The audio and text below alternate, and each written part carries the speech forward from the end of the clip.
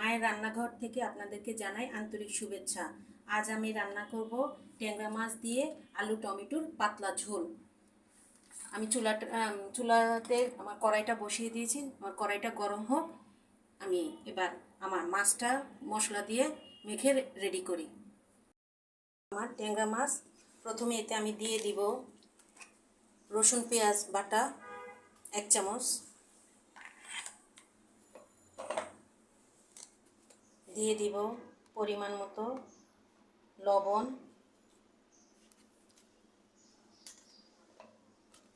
দিয়ে দিব 1 চা চামচ পরিমাণ হলুদ,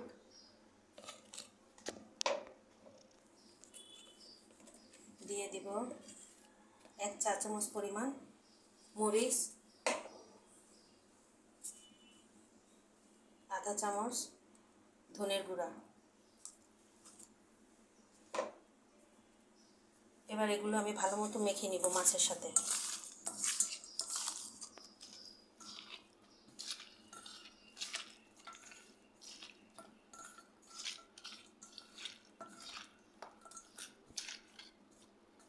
আমার মাছটা মশলা দিয়ে মাখানো হয়ে গেছে।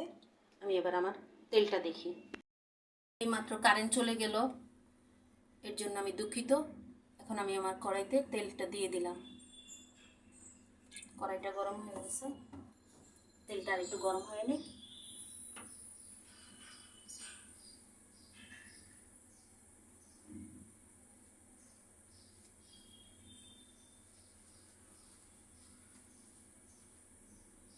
তেলটা একটু ভালো মতো গরম হলে আমি মাছগুলো দিয়ে দিব।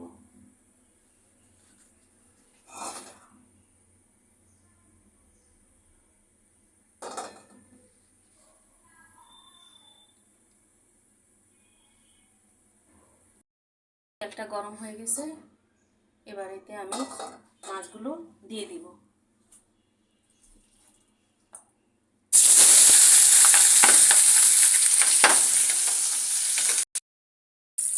মাছগুলো একটু সাবধানে দিতে হবে, কারণ তেলটা গরম হলে মাছগুলো একটু ফুটে গায়ে আসে। তার মধ্যে নাই কারেন্ট চলে গেছে, আমি ভিডিও করতেছি, কষ্ট হচ্ছে।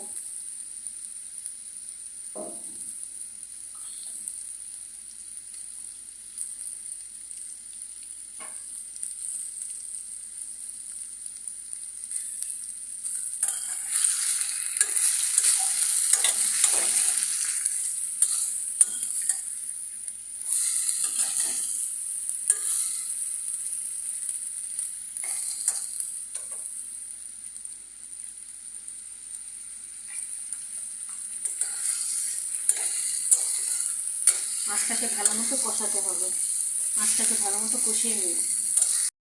আমার মাছগুলো ভালো মতো কষানো হয়ে গেছে।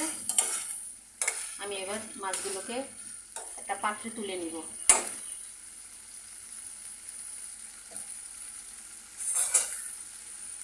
মাছগুলোকে একটা পাত্রে তুলে নিই। তুলে নিয়েছি, এবার আলুগুলো দিয়ে দিব। আলুগুলো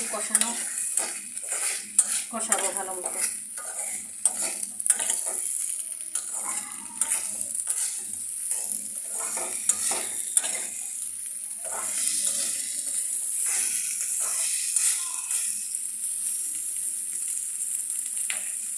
এটাকে একটু ঢাকা দিয়ে রাখি। আমার আলুগুলো কষানো হয়ে গেছে, এবার এতে আমি পানিটা দিয়ে দিব।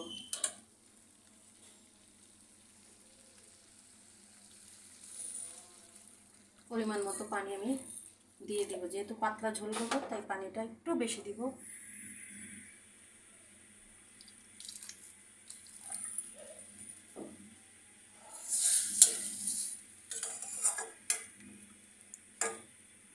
এটা ফুটে উঠলে তারপরে আমি আবার আপনাদের সামনে আসবো। আর পানিটা ফুটে উঠছে, এবার আমি এতে মাছগুলো দিয়ে দিব।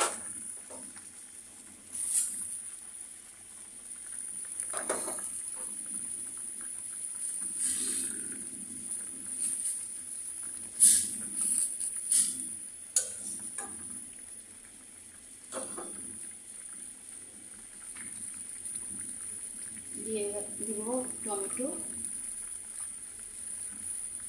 এখানে একটা টমেটো নিচ্ছি আমি, সেটা এখন আমি দিয়ে দিচ্ছি।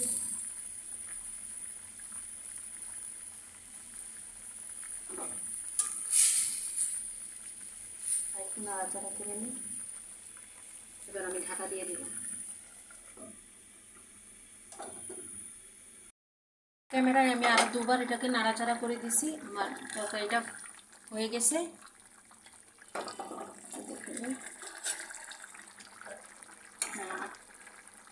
তরকারিটা রান্না শেষ।